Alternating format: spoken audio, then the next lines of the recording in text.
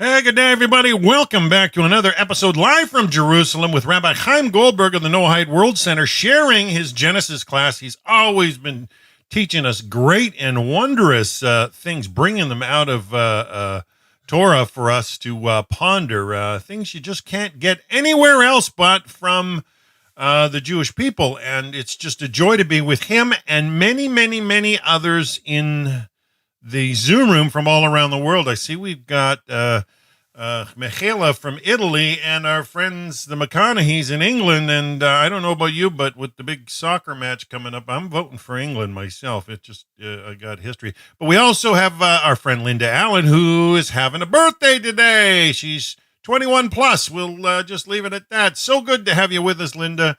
And we're glad to be joined by Travis Cox. Once again, we missed him the last few weeks, but we're glad to be back with him.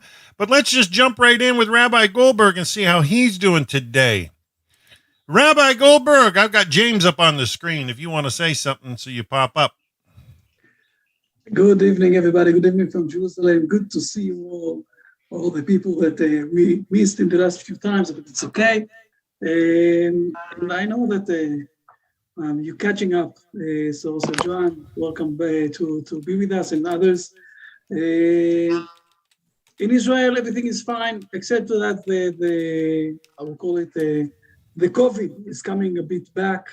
So I hope, I don't know how it's going to work, but we are really excited. Next week, hopefully, Rabbi Shirky and me are going to be in the Tennessee. What do you call it? In Tennessee, banquet. How do you call it? It's okay. Or whatever you call Tennessee. it. You know, Rabbi, I spoke with Rabbi Carmi Ingber in Sandy Springs, Georgia, and we were having a good conversation, and it ended when I told him that you guys were going to be there next Tuesday. I haven't heard anything back from him. He showed a lot of excitement, and he wanted to put some material on our new channel coming out this week.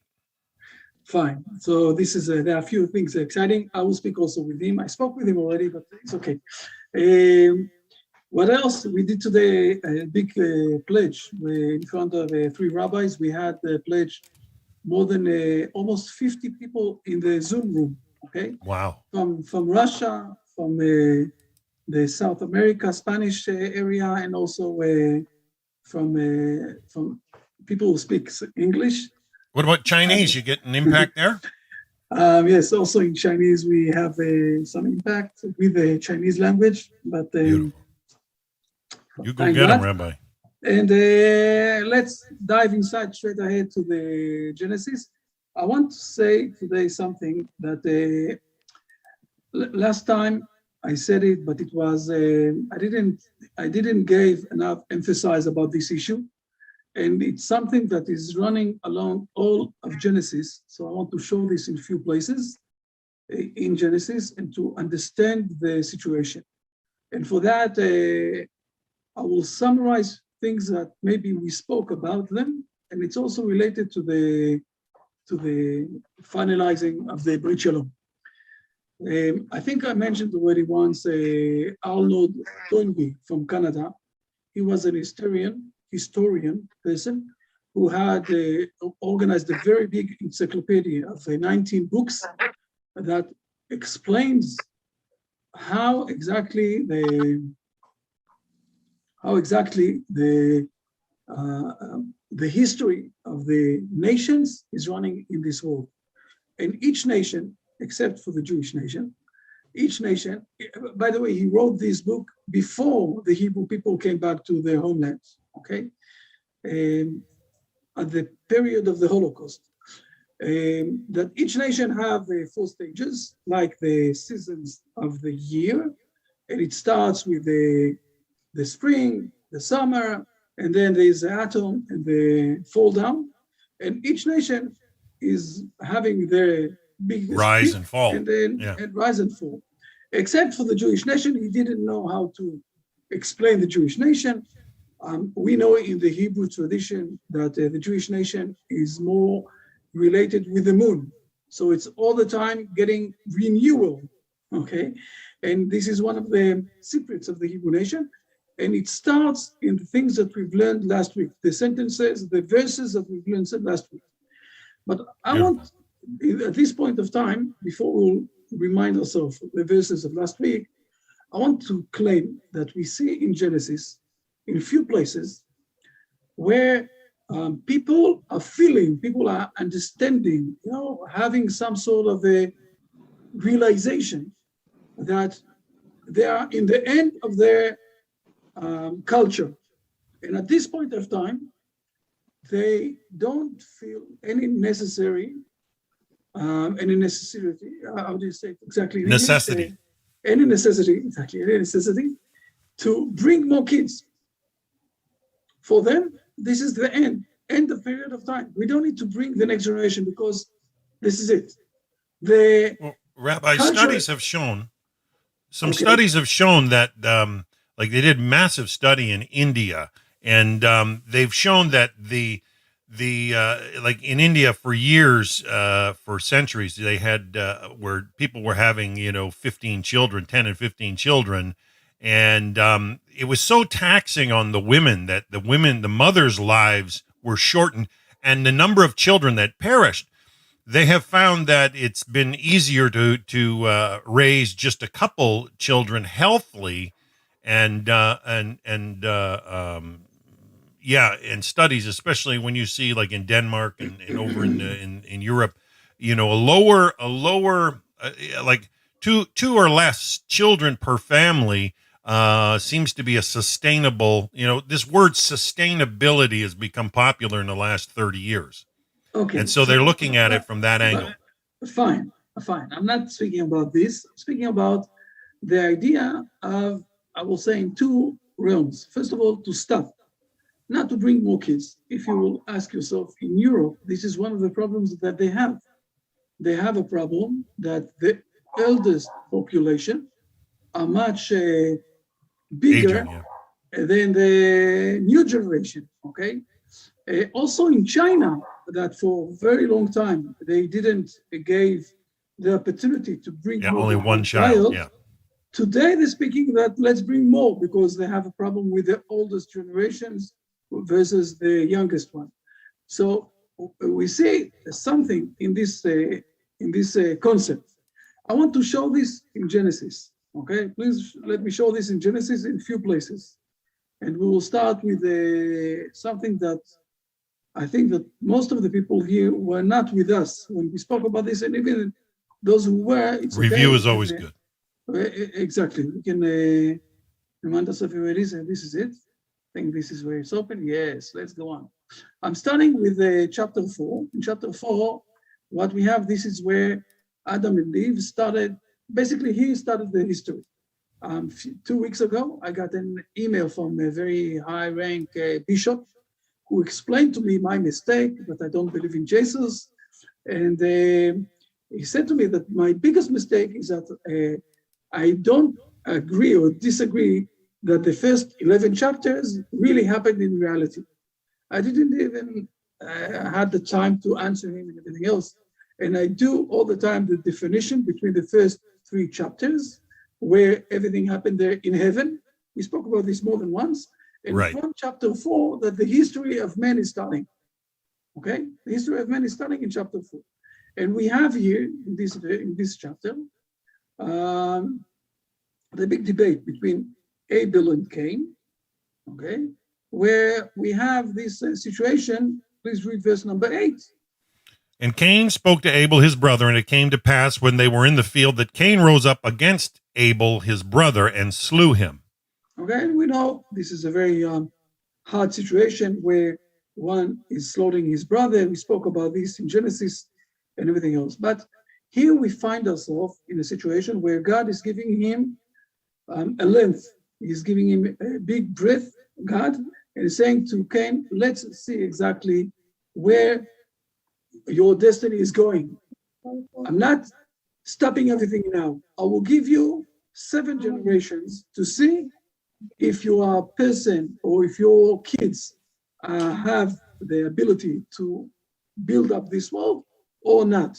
And this is where we're managing to pass from one stage to another stage to another, from one generation to another generation, until we came. You can read it. We spoke about this more than once. If you want, you can read this verse number 18 for a moment. 18. 17 and 18, please read. 17. And Cain knew his wife, and she conceived and bore Enoch, and he was building a city, and he called the city after the name of his son Enoch. And Irad was born to Enoch, and Irad begot Mehujalel, and Mehujalel begot Methuselah, and Methuselah begot Lamech. Fine, so we have here a few generations, and then Lamech is doing something very weird. He's taking two wives. Yeah. Not one, two. And we explained that. One of them is to bring kids, and the other one is for joy. This is what is written down here. Also, their names is showing this thing, okay? One is for bringing kids, and the other one is for joy. And then we have, in this generation, something very unique. Let's please read verse number 23. 23. Now Lamech said to his wives, Adah and Zillah, hearken to my voice, wives of Lamech. Incline your ears to my words, for I have slain a man by wounding him, and a child by bruising him. What exactly is he saying here? What exactly is happening in this verse? What exactly they want to say one to each other? What he is trying to teach them or to speak with them? We need Rashi for that, okay, as usual. Let's see for a moment Rashi on this. We never said something. We never showed this too much in exact. So, okay, please read. Hearken to my voice. Hearken to my voice, for his wives separated from being intimate with him because he had slain Cain and Tubal-Cain, his Lamech's son. The story was that Lamech was blind and Tubal-Cain was leading him. He spotted Cain, who appeared to him as an animal, and he told his father to draw the bow, and he killed him. As soon as he learned that it was his grandfather Cain, he clapped his hands together in anguish and clapped his son between them and killed him. So his wives separated from him, and he attempted to appease them. So what we have here, it's a story. It's a very sad story that the seventh generation is killing Cain. Okay? This is what's happening here. Now, he is not only killing Cain, he is also killing his son. Fine. This is a situation. This is a story. I want to look for a moment on the woman's side, not on what's happening with them. This is a very tragic story. They didn't want to do that. It wasn't in a purpose of killing Cain, okay?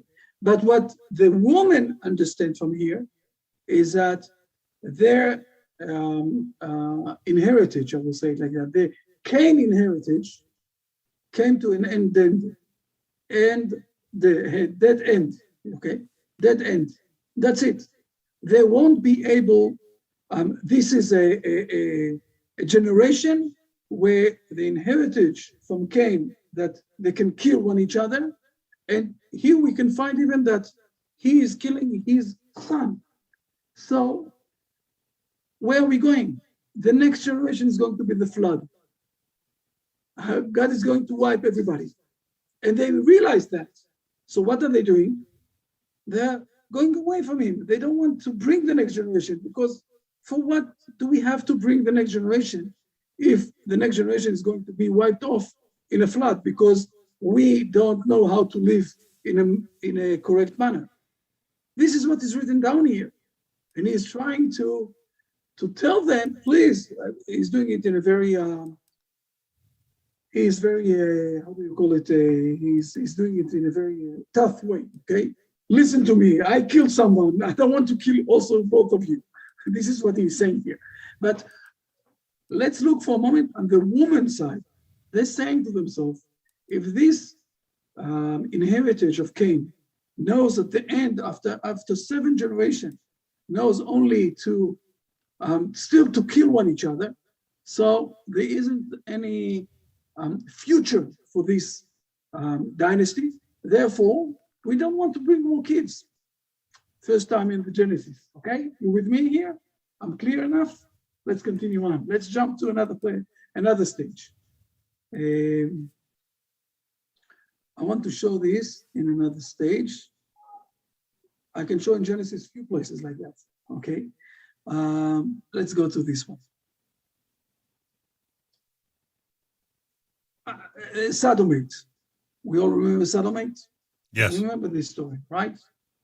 And in Sodomite, we have something very hard. And this thing of hardness that we see in Sodomite is that Lot is accepting those angels that are looking like men. And we have a lot of hard things about Sodomite. And everybody is trying to capture those people that he's inviting them, Lot inviting them to come to their place. Chapter 19. Please read verse number 5. 5. And they called to Lot and said to him, "Where are the men who came to you tonight? Bring them out to us and let us be intimate with them." What is an intimate with them? Let's not, in Hebrew, Promiscuous. It's doing what we call the settlement, okay? It's doing an intimate relationship, in a sexual relationship between men and men. Is that something that is bringing the next generation? No. The answer is absolutely not. So why sodomite was in this realm of frame of mind, yeah, behavior? The answer is very simple. Sodomite in those days was a very, very good land. I will show this to you. I will show this in the verses. I will say something. Sodomite that's why Lot chose it. This is why Lot chose it, right? And what we know that Sodomite in those days was almost like Garden of Eden. Okay, it was almost like Garden of Eden. This is what's written down in the verse. I'm not. Yeah, we read it. We read it when him and Abram separated. Please read verse number 10. And Lot raised his eyes and saw the entire plain of the Jordan, that it was entirely watered before the Lord destroyed Sodom and Gomorrah, like the garden of the Lord, like the land of Egypt as you come to Zoar, like the Nile Valley. Yeah. Okay, so we have here a place where it's written down that it's a very, very rich place. Lush. In our very blessed place, and in our what we call stories that we have in heritage, that our sages are telling us, Sodomite was a place where you had everything there. Now, if you will think about this one step ahead, we know that from Sodomite and Gomorrah, we have Lot that is going outside, and Lot have two daughters, and they will bring up two nations, Ammon and Moab, and from those nations, King David will come. So the Messiah and his destiny is going to come from where? From Lot and Gomorrah, right? So this is something that is reminding us the Messiah at the end of days, from Lot and Gomorrah. Everything is clear. I'm speaking clear enough. Now, why do they feeling comfortable to stop bringing kids and to do an intimate between a sexual relationship that are between the same sexual side? It's because from their eyes, this is the end of history. They're already inside the time zone of what we call the Messiah. They have everything in their land. They don't want to accept anybody. And they feel in a situation where they don't need to bring the next generation. That's it. Now God is saying to them, you are right. You don't need to bring the next generation. I'm going to wipe you off. If you don't know how to share this with others, so we don't need you here. But look again, something very interesting hinted here in Genesis. When people are feeling that this is the end of this culture, the end of this period, so they are not looking too much for bringing the next generation. Right. Let's jump to another story. Okay. The next story I want to jump here is Joseph. Joseph and the wife of Potiphar. Potiphar, yes, exactly. I think this is in chapter 43. Maybe I'm jumping too much. No, I jumped too much. Sorry for that.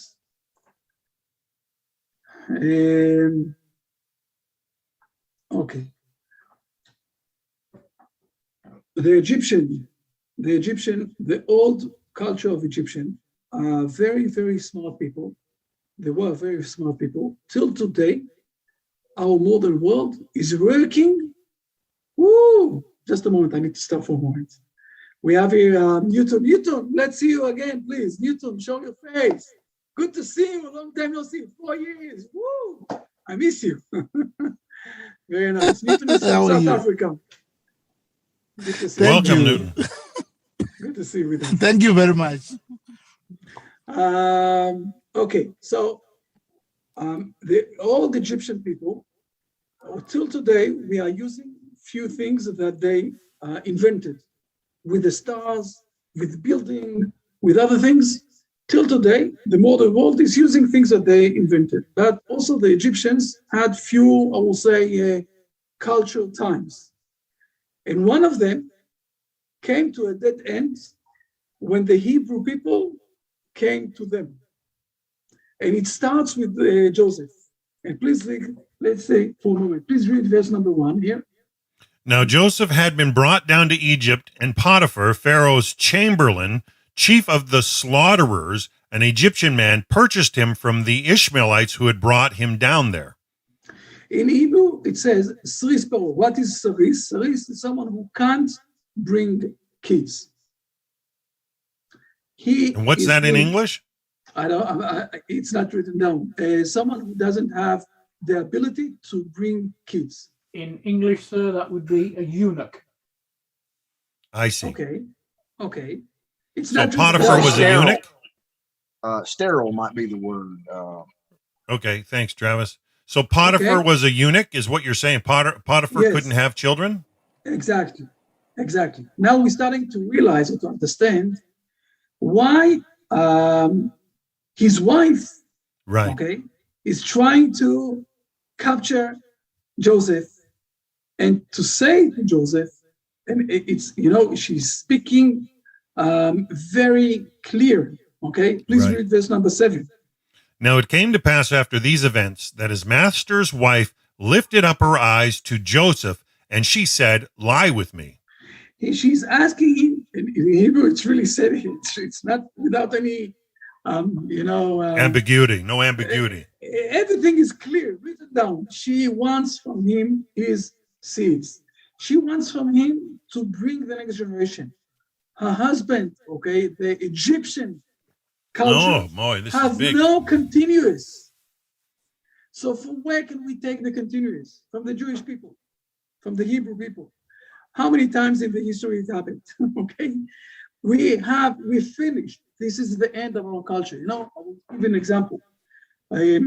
We were thrown out from Spain, from the old Spain 500 years ago. They threw us out. It was in those days, in Tisha B'Av, 502 years ago, something like that, or 520 years ago, something like that. And from the time that we were thrown out from Spain that was the main kingdom in the world in those days, went down. So part of the thing that the Hebrew people gave there in Spain is the possibility for being, alive with the next generation. What is happening here is that this woman, she doesn't want Joseph, but she doesn't want to become a Hebrew person. She wants Joseph to bring the next seed, I will say, to the Egyptian world. And she is getting very annoyed that Joseph is not cooperating with her. And this is what is happening there. We will learn this chapter. But I want to show again from the woman's side. Again, we're coming to a situation where there is a feeling, or I will say some sort of a understanding that this is the end of this generation or the end of this culture. Therefore, we need from somewhere else to start to bring the next generation. From the Hebrew people. The Hebrew people in this world, they have a unique situation where they have a possibility to renew themselves, every few years or every period of time, as we saw in the last few, I will say, years, when the Hebrew people, after 2,000 years, suddenly came back and rebuilt the country, came back and to a situation like the prophet said, that we will return back. It's the third time that we're doing this. Someone here asked me if it's related to the Western culture. The answer is yes. The answer is yes. We can see today in the Western culture two main chain of people, we'll call it like that, okay? One chain is those who more or less a bit, I will call this exhausted, but it's not only exhausted, they really don't think that there is any continuous. They are frustrated from what's happening and everything else. Therefore, we don't care, don't bring more kids, be small, very, very small families. If you are doing the family, or even, with the same sexual and everything is fine. We don't really, this is it, the dead end of this story. The second side, yeah, and the second part of those people, those are people who are sitting here in this class, okay, who believe that there is a continuous, and they're getting close, and they're getting connected with the Hebrew people, and for the generation to come. Now, it could be in two ways. It could be with building up a family, and I know personally, this is a way I'm going to say this. I'm going to say it in a hinted, to hint it in some way, but it's going to be very clear for some of the people.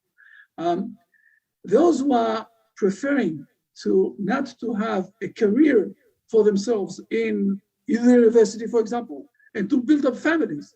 This is something to be admirable. I really appreciate that very much.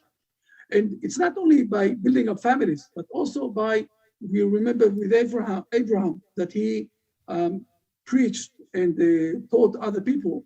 So this education that he gave to this world, this is something that is giving to the world a lot of hope for the next stage that we have. And this is also what is happening. This is also what is happening in, let me share again the screen, things that we've learned from last week. And in a moment, I will explain how everything is connected with Lee and what he's going to teach us today, okay? What we saw last week, this is what I hinted last week, okay? Last week is that Abraham is saying to God, please read verse number 3.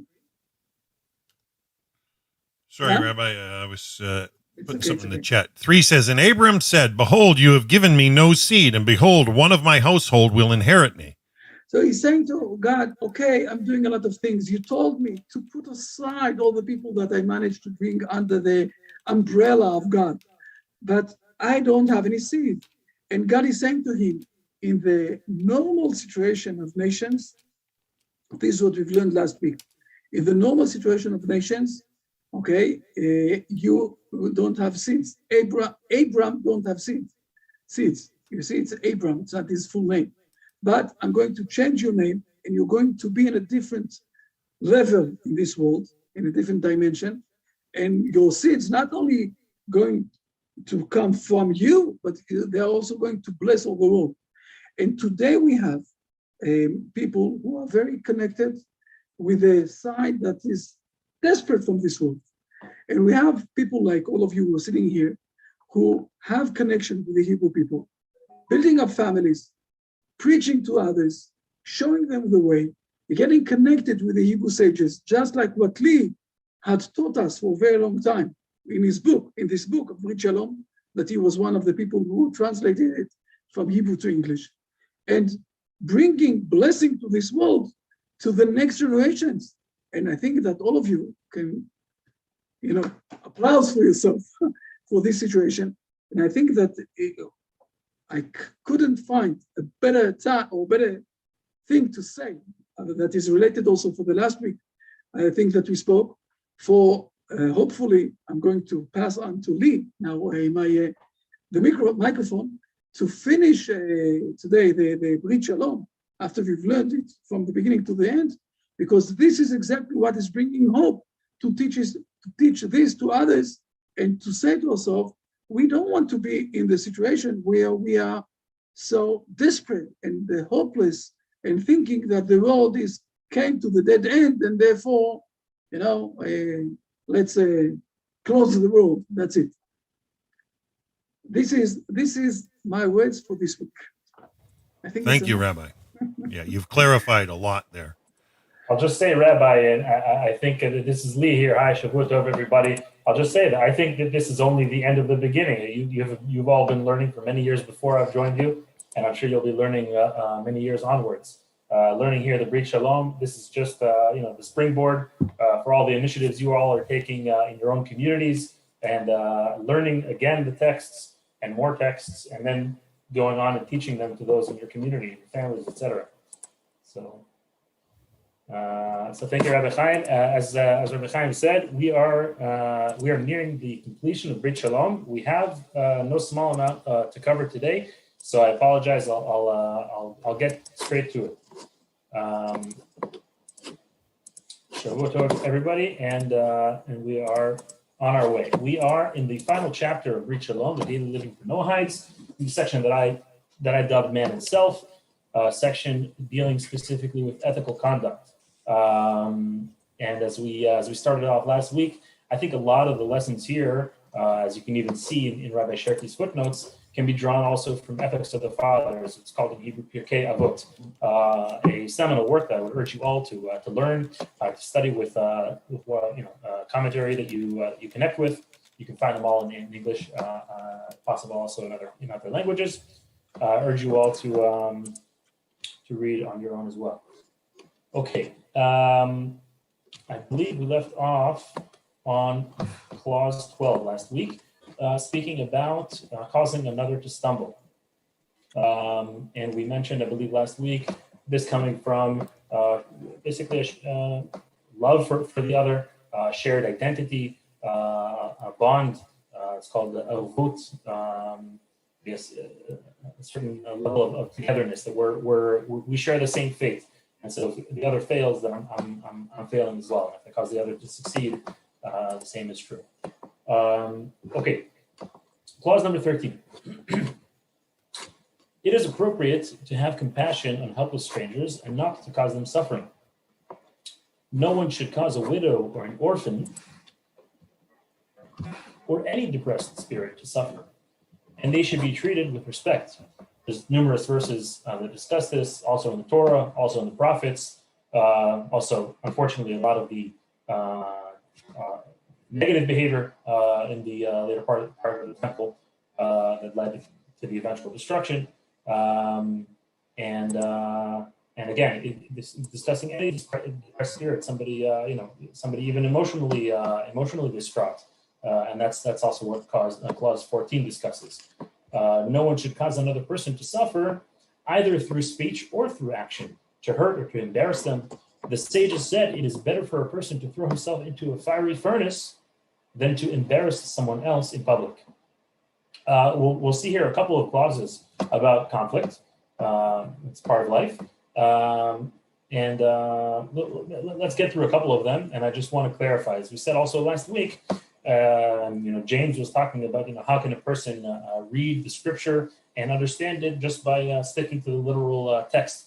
And the plain answer is you can't. That's why a person needs a rabbi, a sage, somebody who has received the tradition going back to Moses to make sure that the content is transferred, the message is received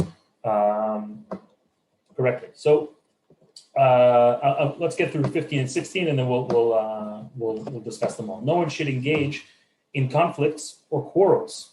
Period. Okay, yeah, sorry. So we'll close off in 15. So as we said last week, part of the nuance, the qualification around these clauses is to know not to take them to extremes. Obviously, conflict is part of life. Person needs to also have self-defense. The Torah does not profess that everybody should be a doormat, turn the other cheek. Messages like this, self-defense is also a key Torah value. But everything needs to be, as we said last week, in its proper midah, in its proper measure. So here, this is unjust hurting. This is unjust conflict. A person should do whatever possible to avoid conflict, to go through the various levels of diplomacy to avoid such situations. If you're dealing with somebody who's entirely irrational or who's just out to get you, usually better to just go separate ways. But as we said, all of these things are up into a limit. So too with regards to speech and action and hurting, embarrassing. Again, it's going back to also what came up in our Torah portion this week about a person choosing their words carefully. Okay, in the interest of time, I'll move on. I urge you all to dwell upon each of these thoughts.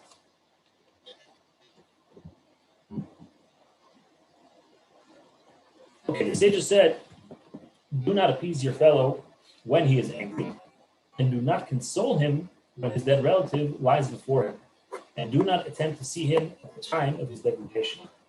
So the way I heard this explained, I think we also mentioned this in our past sessions, the way I heard this explained by Rabbi Sherky is when a person is going through immense despair, when a person is distraught, they are not functioning intellectually. They are currently going through a very emotional process. And to try to appeal to the intellect when a person is so deep in an emotional process, it's not fitting. We need to let that person go through these stages, and they also need to know that there is a process to the emotion, but also the emotion needs to have a certain amount of certain limits to it. And that's why the tradition in the Jewish tradition of mourning is also has certain grades. There's like the 7 days of mourning immediately after a person's death, and then the 30 and 1 year. So it's also with a person needs to put certain emotions in bounds. But when they're in this state, trying to appeal to the intellect is not the right tool. Even according to Jewish law, when a person goes to console a mourner, somebody who's mourning, so the custom is that we don't say anything. The person who's mourning, they are, as Rabbi Sherky explained once, they are the teacher in the room. They are the one who is going through this very immense process with God. And therefore, they are as if the teacher in the room, and we are all students watching them go through this process and just staying there with them. Okay, here regarding seeing him at the time of degradation, the commentaries say here that again, this comes straight out of Ethics of the Fathers, as we mentioned. The time of the person's degradation, this is like when a person is sinning. He's embarrassed, so not to draw attention to a person if he's going, having a hard time. He stumbled with something, not to call attention to it. I see we're getting a lot of flashing in the chat. Let's see if it's immediately pertinent. Travis, we missed you. I apologize. Let's see if we can get to it at the end. I apologize, Travis. I'm just going to try to plow through. We have a number of pauses to get to, and let's see if we can get to it. Okay. Pause number 17. Having a trade or a profession is one of the ways to serve God. The sages said that whoever does not teach his son a trade is as though he teaches him to steal. So you could say, I want my children to be holy. I want them to be, learning Torah all day long and to be praying all day long. But our sages also say that a person should do whatever they can to not come to have to rely on charity. And so too here. Okay, we want to teach our children to be functioning members of society, also spiritually, also emotionally, and also professionally. This is one of the way. I think we also mentioned this in our learning in Genesis, and also in the beginning of Brit Shalom. That again, these are tools that God has given us. They're not impure in their essence. We're using this tool in our service of God, building up His world.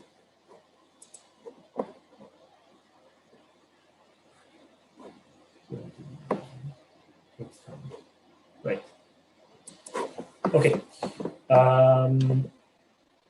I agree, Joe. Okay, 18. Being healthy and physically and mentally fit is also one of the ways to serve God.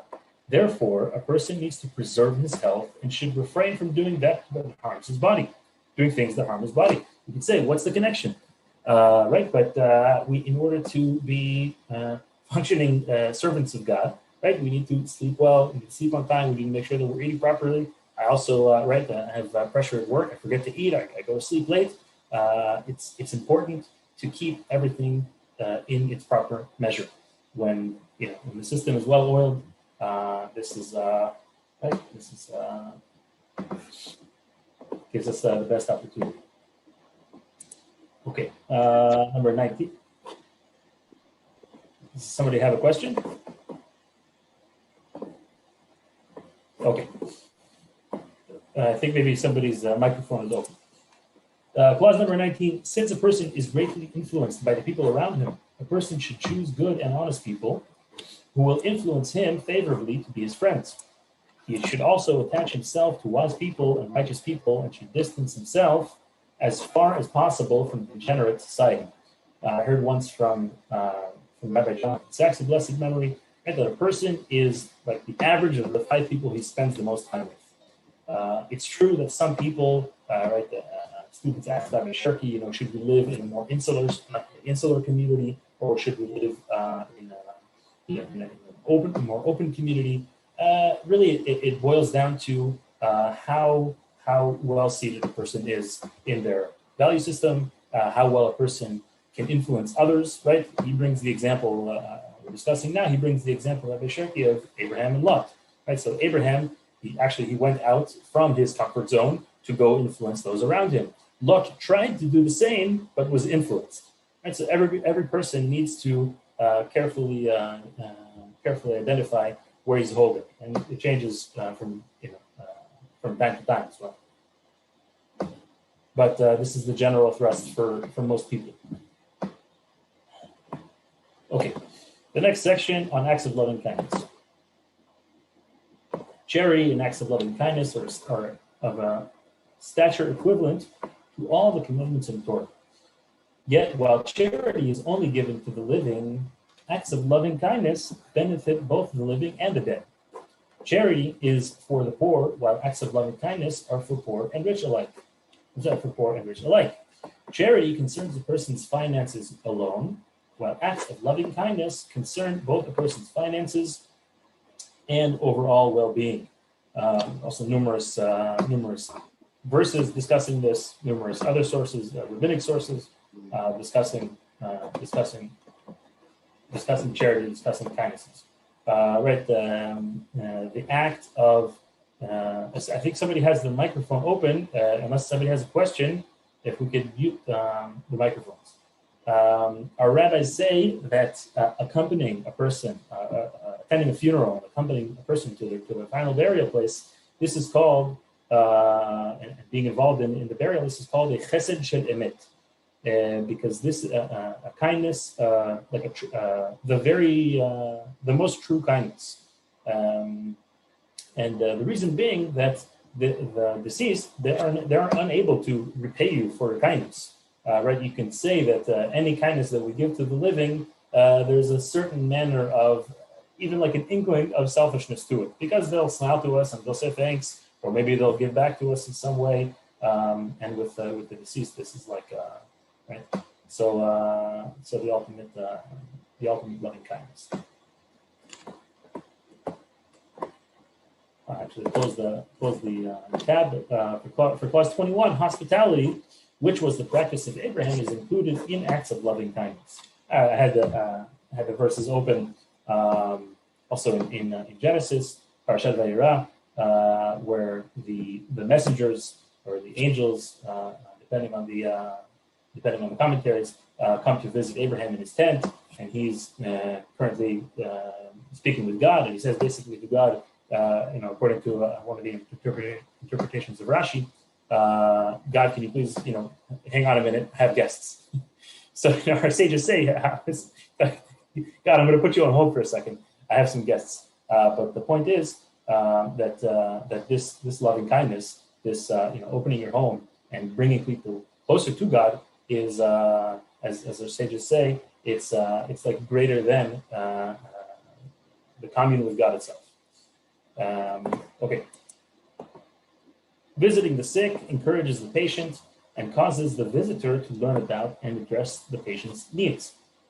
Visiting the sick, sending gifts, even calling, texting, just letting them know that they're on your mind.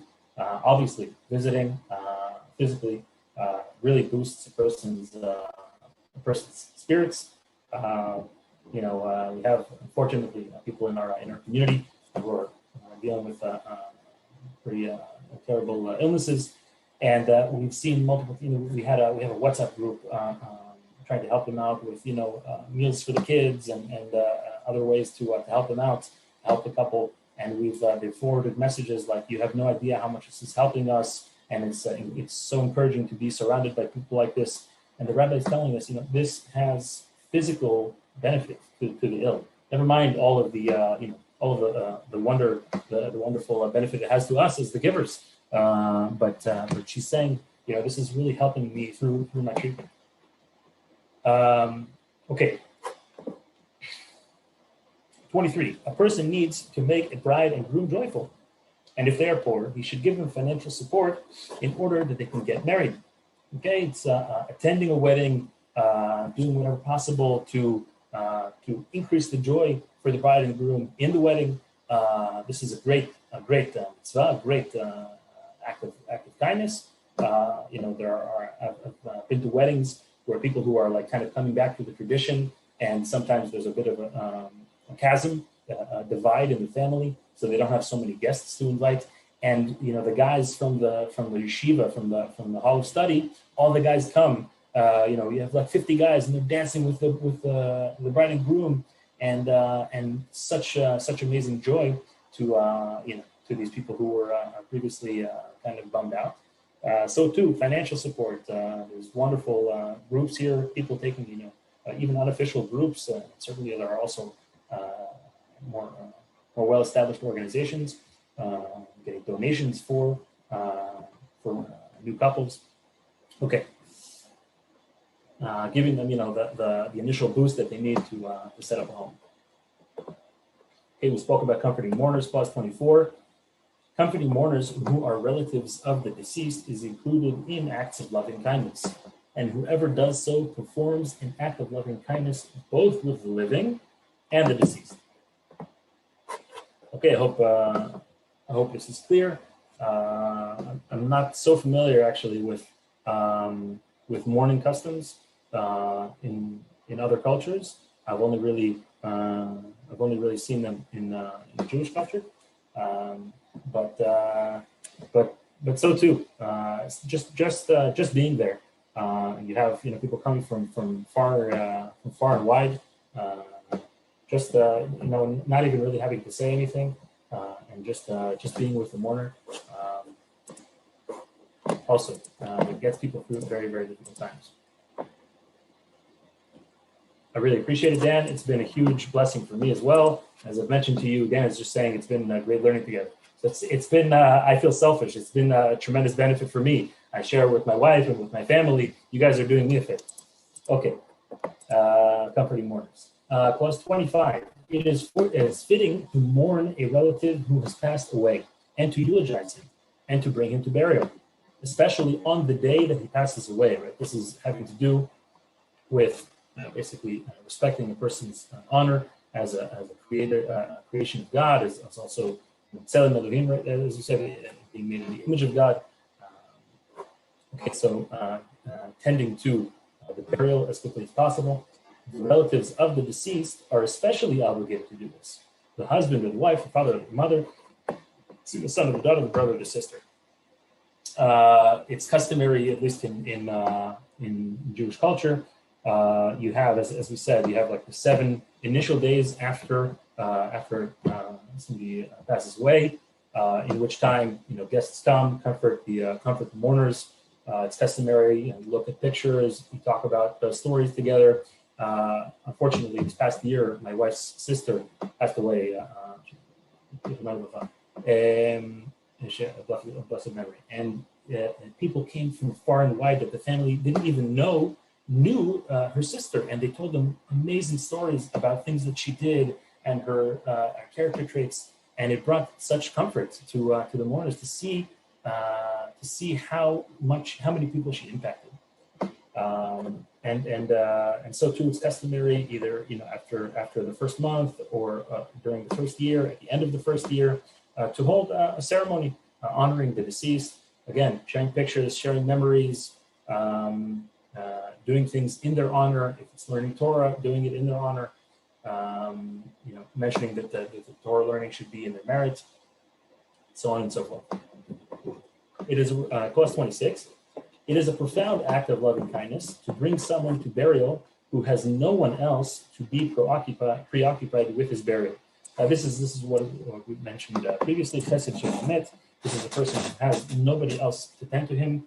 Unfortunately, there have also been, fortunately or unfortunately, it was obviously a big merit for me, but it was very unfortunate for the deceased. I've attended some of these funerals. It's, heart goes out to somebody like this. That either they were not married, or their family passed away, etc. And they're alone in the world. And being alone in the world is one thing. Being alone and departing from this world is another. And nevertheless, seeing people come out, and there's always, as one of the rabbis mentioned in Shavuot, he was mentioning honoring one's parents. He said, there's always, even after one's parents pass, and there are these set times that, especially each year, to honor their memory. There's always the thrust of life, and just have a big meeting now where it's raining and it's going to be hard to get to the cemetery. It's really, really important to set those things aside and to bring honor to people. So how much more so somebody who doesn't have anybody else to tend to them.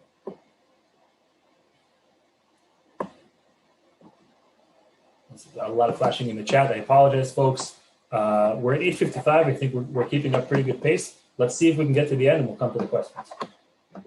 Clause 27, any person who accompanies the deceased along his final path to the grave performs an act of loving kindness for him, as we mentioned.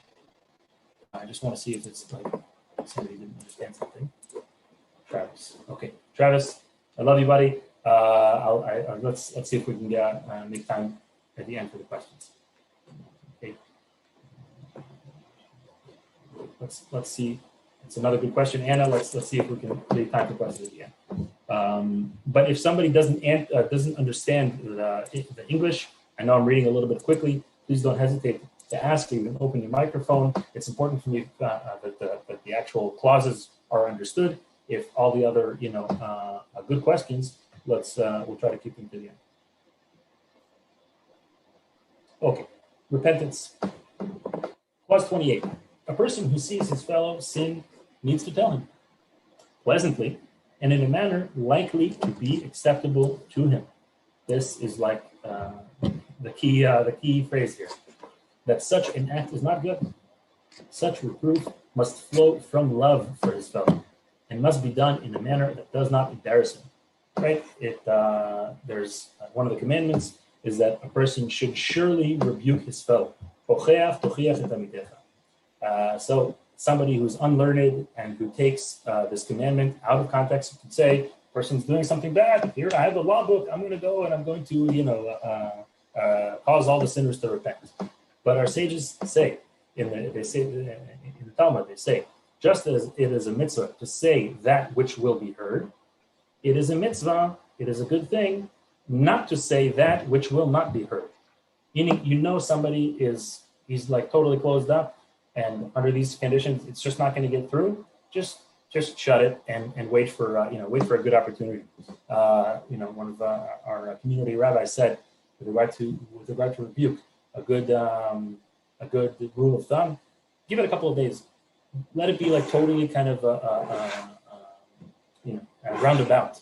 A couple of days went by, everybody forgot about the happenstance, and kind of bring it up by the way, or other ways in order to not make it like a direct attack. But again, this is where you need nuance of the oral tradition to understand how properly to apply the principle. Okay. Even if a person did sin, he can return to God and repent for his evil deeds. Okay, this is, I think we've spoken about many times in the past. I think probably Rabbi Chaim has mentioned this. One of the key differences between Judaism and other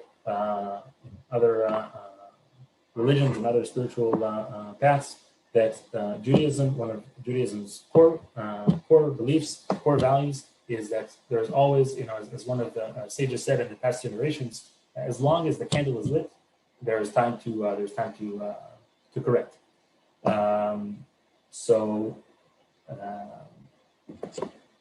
Okay, the importance of returning and the importance of understanding that basically, as I tell my children, even when God is mad at us, he always loves us, and he's always waiting for us to return.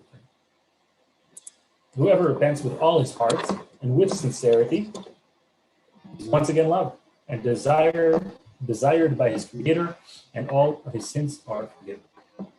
Very, very important. A person could feel like, all these things that I did in my past, and now I'm going to try to be a righteous person. How could God ever forgive me for doing such and such and such? But this could lead a person to really desperate places and hopelessness, as Rabbi Chaim was mentioning. This is a key value in the Torah tradition, is, again, that God is always waiting for us to return. The logistics. There are 3 parts to repentance. First, regret over the past. I genuinely regret what I did. Secondly, confession. And I think Rabbi Shirky puts here, he doesn't have it here. But yeah, sorry, he has it here in the end of the clause. Confession, and he'll give you a little formula here, and commitment not to repeat the sinful act ever again. Okay, so past, present, and future. Confession is performed by standing in front of God and confessing one's sins, saying, "Please God, I have sinned before you. I did such and such," and to be specific, this is what I did, and to own it, and to confront the act. And hereby, I regret my actions and will never do them again. Okay, so technicalities of repentance. This is a very, very personal thing, as opposed to, I think, not very familiar with the Christian idea of confession, but involving somebody else in the confession is not a Jewish concept. Confession is between one and one's God. Clause 31, if a person sinned against his fellow, he is to request his forgiveness. Our sages also say that if a person is not quick to forgive, I think we said in the past that it's also a virtue to be quick to forgive. Somebody did wrong by me, and I'm willing to forgive. But if a person is not quick to forgive, our sages say that a person should try at least a few times, say 3 times, but the point is to try again and again, to genuinely ask for forgiveness. Our sages also say that with regard to one's teacher, that the person should be doing this many, many more times. If a person causes dishonor, disrespect to one's guide, one's rabbi or sage, all the more so asking for forgiveness. So too, our sages teach about Yom Kippur, the Day of Atonement, that it says in the verse that God will, that before God he will he will atone for your sins. And our sages teach that these are the sins between man and God, and it comes to exclude the sins between man and his fellow. Meaning, God says to us, "I'm willing to forgive you for what you did to me. I can't forgive you for what you did to your fellow." That you have to go ask forgiveness from him. So all the more so, coming up to the Day of Atonement. And clause 32, a person whose fellow requested forgiveness from him should forgive with ease, as we said about previously, and should not be vengeful towards the one who mistreated him. Again, this does not mean that we need to be doormats let's just finish the clause. It is highly ethical to completely forgive in his heart and to forget that he was mistreated. on one hand, it is incredibly important to know how to forgive. At the same time, this is a wretched person, and he's coming to do you wrong and to swindle you. A person needs to, as we say, to use your noggin. But generally speaking, a person who comes and generally requesting forgiveness, virtue to open up our heart to him. Nowadays, it can do it. Okay, and finally, peace. I think this is the last section. Yes, this is the last Okay, section. Yes. that's a wonderful Brit Shalom. This is the covenant of peace. This is exactly why it's the name of the book. Why it's finishing with the word peace. And there's another reason we will explain this in a moment. Okay. Please. Okay. So truth and peace you must love. These are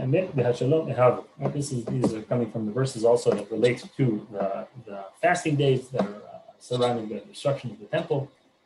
Prophets say, truth and peace you must love. Peace with the far and the near, said the Lord.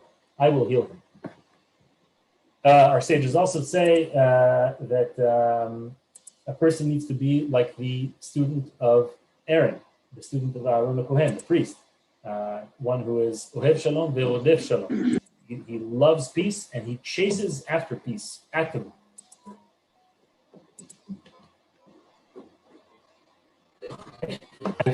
I gave you a preview of what was coming.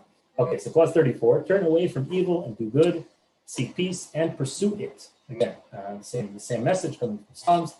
The sages said, seek it in your immediate surroundings and pursue it everywhere else. I think, I could be misquoting, I think it was Gandhi who said, be the change that you want to see in the world.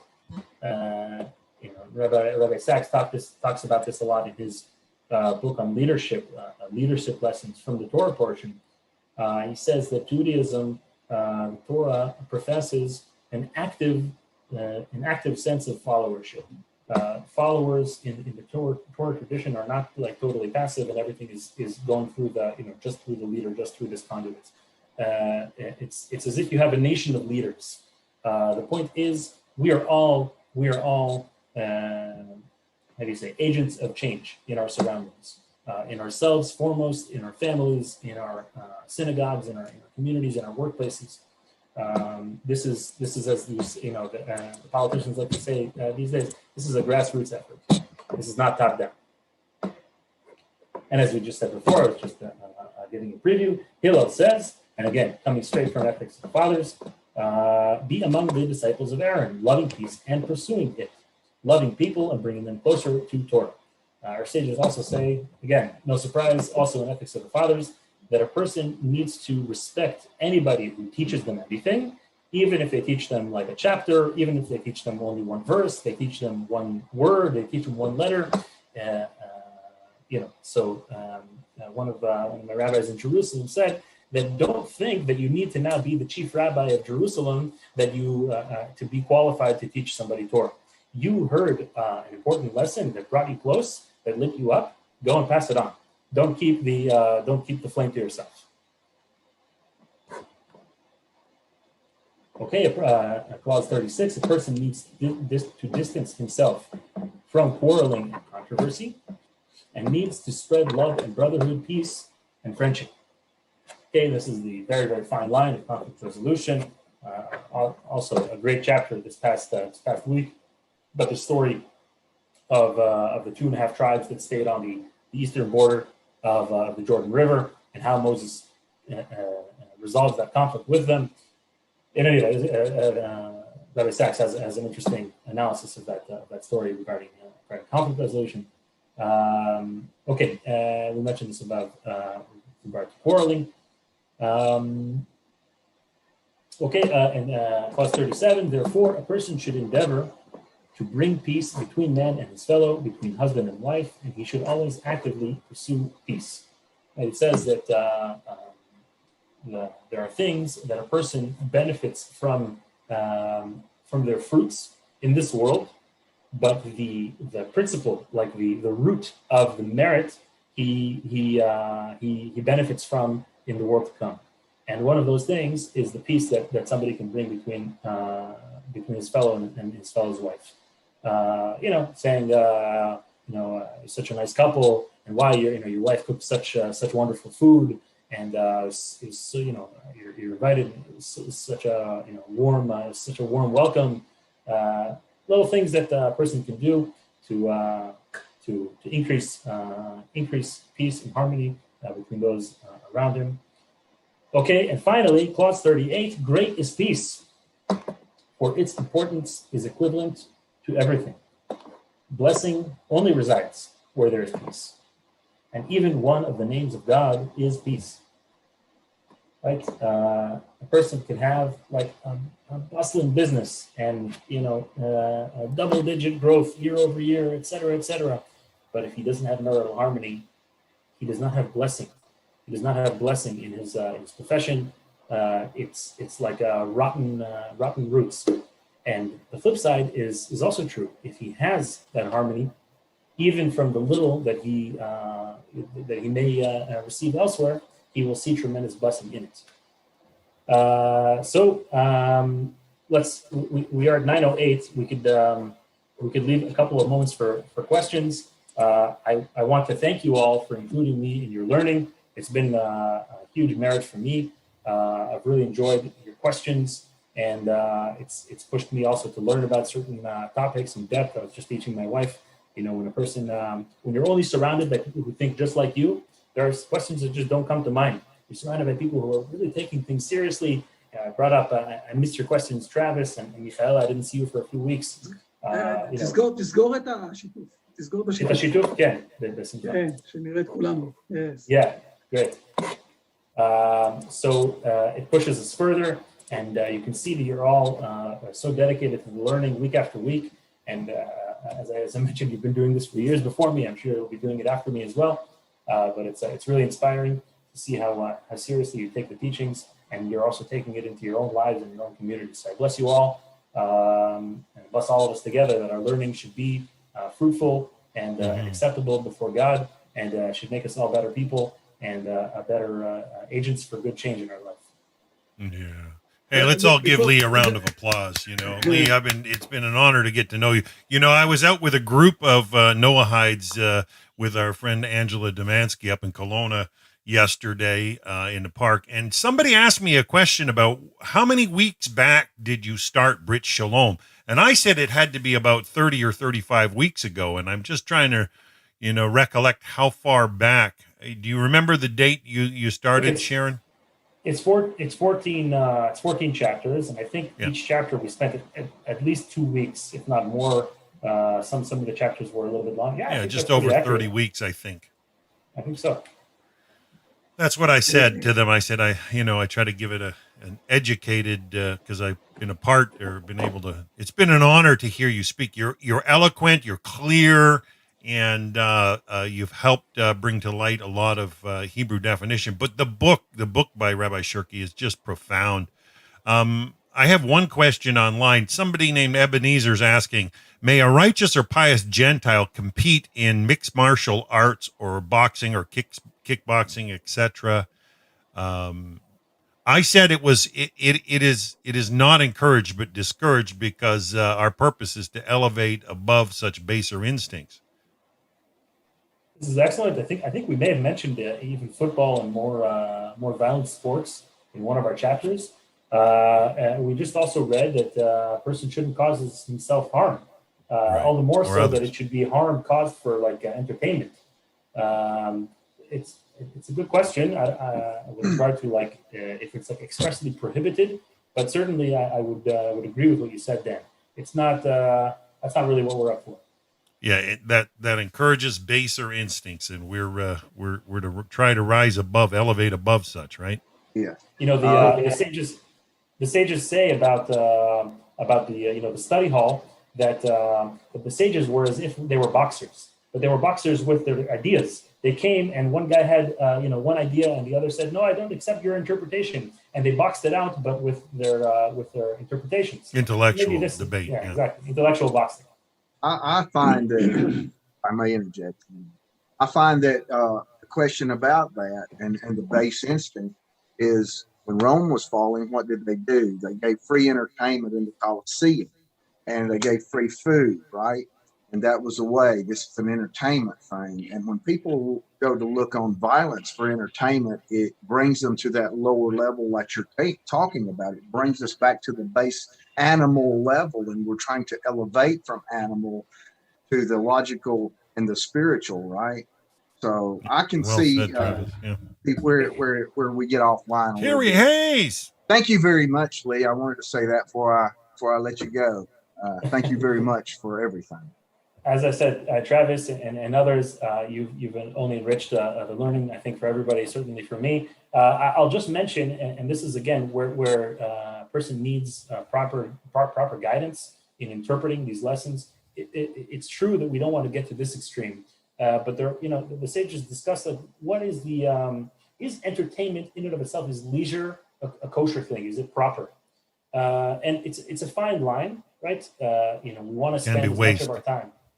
Yeah. We want to spend as much of our time learning, being doing productive, good, right? But there is, Maimonides also speaks about this. That there is a place in life where a person needs to, go out into nature and to benefit from God's, complex creation.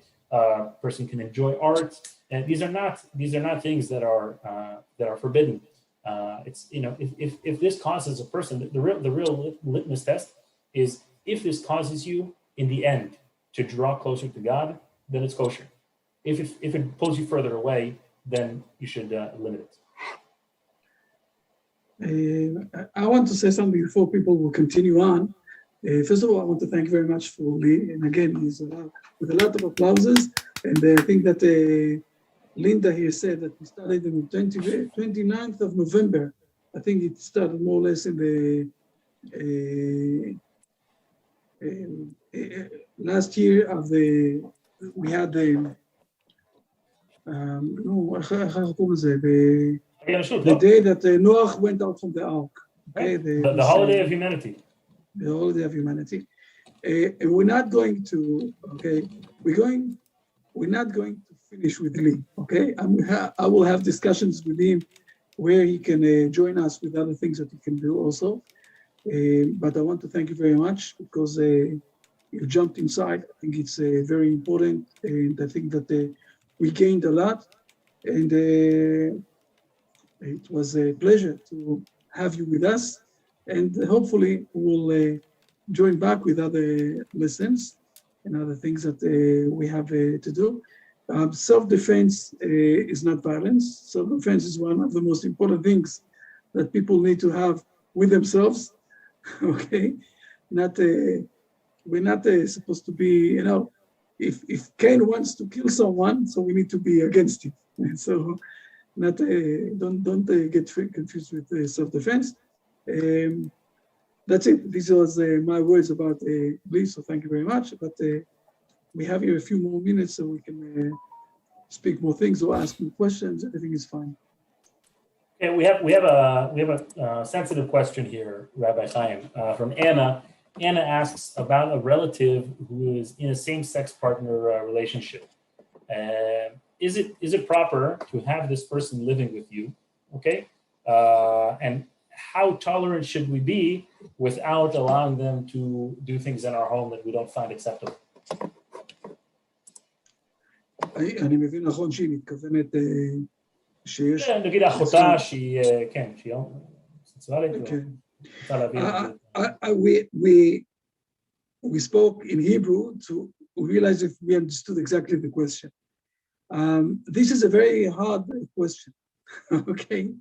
I must admit, especially after we've learned in the last few words of this Brit Shalom, how to deal with others and how to have peace.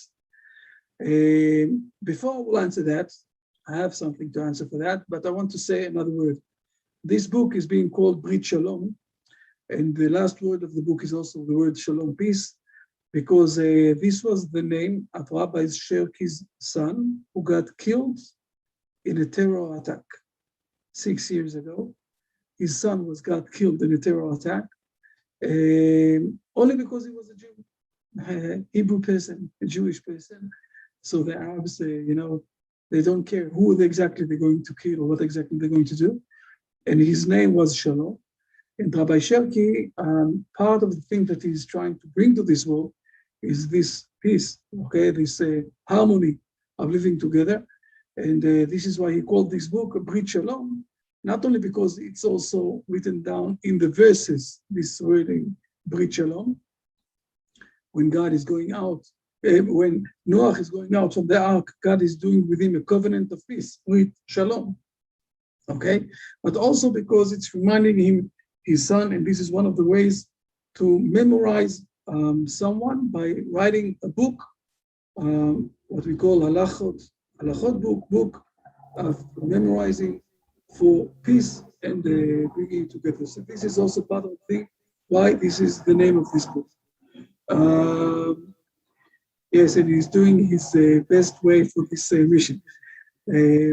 About the question that you asked, I think that there's always a difference between the personal level on one side and the level of the ציבוריות, of the doing things in public. Doing things in public, okay? On the personal level, we need to be a bit more tolerant. We don't need to accept everything. Not everything is supposed to be in my home, okay? If my son wants to bring, God forbid, okay, my son have problems and he wants to do things, very horrible things in my home, I can tell him, look, please, those things don't do in my place. This is my territory. I want to keep my territory clean for those things. On the other side, there's a very big difference, okay, between sexual, we need to know that also. There's a very big difference between sexual relationship between men and men that is much harder and much wronger and much more sin than a sexual, not relationship, connection between woman and woman. Again, it's not, both of them are not acceptable, both of them are not bringing the next generation, both of them are speaking more about people who want for themselves and not for giving to others. So, but there is a difference in the level of those two things. Again, in a personal level, it's much more with a connection, to have the connection, to still have the wording or to have a good connection with those people on this level. In a public way, it's a different thing. So, for example, if one of you, okay, is a high-level public figure, and suddenly in your home you will find that something is happening, you need to find the ways that it won't be something that the public will say, oh, if he is allowing to himself, so we can all allow to ourselves. So it's also a question of my, I will say, of each person level. But again, I'm saying it is very important to have a good relationship with people, even if they're doing wrong things, on a personal level, to try to help them, to assist them. Sometimes it's not something that only with speaking it will be enough. Sometimes and people need to accept changing their ways. I think it's something that we also showed from the beginning of Genesis. I will show this with your permission. I will show this for a moment. This is something very important to know, to knowledge. I closed it, I can't get it. We see that when God is asking Adam and Eve to, this is something that we really need to know that. When God is speaking with Adam and Eve in chapter 2 of Genesis, okay, it's written down here that just a moment, okay. Please read for a moment verse number 15, done. 15. Now the Yes. Lord God took the man and he placed him in the Garden of Eden to work it and to guard it. When we're saying that God took the man, please read Rashi for a moment. It's very, very, one of the most fundamental Rashi that we have, and it's written down 8 times in the Bible, okay? Just a moment, here it is. Very short Rashi, please. He took him with pleasant words and enticed him to enter. This is the most important thing. You can't force anybody. You need to speak with people. You need to educate them. You need to discuss with them things in a peaceful way. Okay, I will say it in these words. It's hard words, but I will say it like that. If men would say to God in this position, I don't want to go. So God was getting stuck. Okay, he won't force him, because the most important part of men in our world is the mind that he has. And if we have in Genesis few places, other places that it's written down in this way. And if we are not discussing things with people, it's not working. This is education. And if we've learned for a long time this book of the Brit Shalom, so we need to know that we believe in those things, we do those things, but we also need to discuss with people. So I'm not saying that everything is acceptable. Okay, in my home there are things that I don't want to accept, and if you want to do that, rightfully so, yeah, outside. Raise a fence. Exactly, but on the other side, to have the connection, it's not so easy, especially not with the youngest kids that we have in the teenage time, and all those. And if someone have a specific question, so you know our email and you know our phone calls and WhatsApp and everything else, so you can discuss with us on a personal level, ideas and things to answer. But let's remember all the time this balance of things. We, as a Noahide people, have a very big mission on our shoulders for the world, and we can't do this in a way that is not corrected in front of God. Remember this; it's a very important thing. Right. Now, Rabbi, we're not on for next week, correct? 2 weeks now. Next week we have the fast of Tisha B'Av, right? And those moments, so we won't be able to have a lesson. 2 weeks from now, we are on the way from the United States to Israel. Okay. On the airplane, so I will be able to have. So you'll be in Tennessee for the retreat. I see we're joined by Terry Hayes. Terry, treat them well. See you soon. See you soon, Terry. Yes. Okay, but Rabbi, also we're launching that Roku television station this Thursday night at midnight, which is technically Friday morning. Everything's set to go live. We'll be broadcasting. I'll be starting to play Rabbi Goldberg's, the very first series I did with him, the Kuzari. There's 8 lessons on the first essay of the Kuzari. It's a real enduring book by Rabbi Judah Halevi, Dynamite from 1140 AD, discussing the questions raised by the king of the Khazars while they were being squished by Christian and Muslims on both sides, and they ended up converting to Judaism. But there's a lot of clear points in that first essay that Rabbi Goldberg really punches out as far as understanding the superiority of the Hebrew message. And I encourage everybody, if you get a chance on Roku. But I also want to point out that in a couple of weeks' time, when we do come back, in about 3 weeks today, it'll be 3 weeks today, we'll be back. We will probably stream this class straight onto Roku. So if you guys have an aversion to being on television, please say so. But so this Zoom room will be televised directly. I have to make a decision, Rabbi. I don't think I can stream live to YouTube and to Roku at the same time. I can do it to Facebook live and Roku, but I can't do it to both YouTube and Facebook and to the television station. So I will do the YouTube part, but we have 3 weeks to think about this. So hopefully. And we wish you safe travels. You and Rabbi Shirky have a wonderful time in the United States, and we really hope that paths get carved and doors start to open for more sharing Noahide material. And it's I think this has been great. Lee has been the perfect selection to share this Brit Shalom. He's clear, and he doesn't know yet, but he's going. but Lee doesn't know yet, but he's going to take more responsibility on the English department. He doesn't know yet. Well, great selection, Rabbi. I have a question. Are we going to have a way to get in touch with each other when we're there? It might be a pretty big event. I'm going to be there. I want to meet up with everybody that's there. In Tennessee. Yes. You're gonna see. You Pigeon come- Forge, absolutely. Yes. It's only a few hours from you, isn't it? Yes, sir. Yes, sir. We plan on being there early.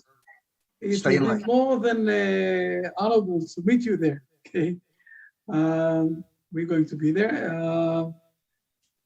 This time we're not flying with Alitalia, so we won't be seeing Michaela in Italy on the way. But we'll find the time to do some big issue in Italy also. Okay. And we need to come back to South Africa again, right, Newton? Yes. Fair enough. Hopefully, we'll hope to see everybody there. Fine. Thank you very much, everybody. Thank you very much, Lee, for attending with us and being with us. Thank you. And see you all soon, in another 3 weeks. Yeah, big Cheers. toast. Cheers, Angela and Mike. Cheers. Yeah. Thank you all. Love and blessings to everyone. See you later. See you later. Oh, Buddy, Bye. Rabbi. Great week. bye. Bye, everybody. All right. Blessings all.